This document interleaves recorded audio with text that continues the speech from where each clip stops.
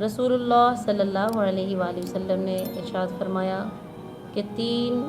لوگ ایسے ہیں کہ جن کی نمازیں ان کے کانوں سے بھی اونچا نہیں جاتی، عرش تک یا اللہ تک تو پہنچنا دور کی بات، ان کی نمازیں ان کے اپنے کانوں سے ہی اونچی نہیں جاتی۔ تو آخر وہ کون ہیں کہ جن کی نمازیں، جن کی ریاضتیں، جن کی عبادتیں ان کے سر سے اونچی نہیں جاتی؟ سب سے پہلے فرمایا کہ وہ غلام جو اپنے آقا کو دھوکہ دے کر بھاگ جائے، کیونکہ قدیم زمانوں میں غلام خریدے جاتے تھے،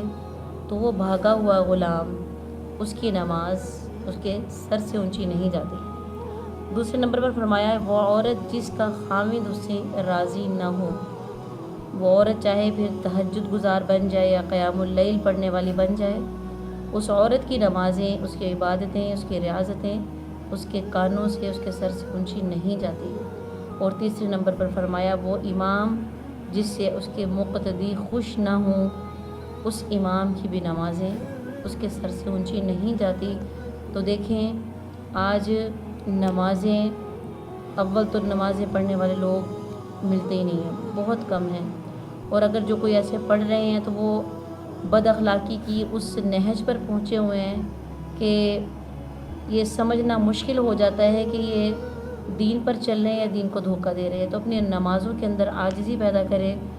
ہر اس کام سے بچیں جس میں اللہ کی ناراضگی ہے۔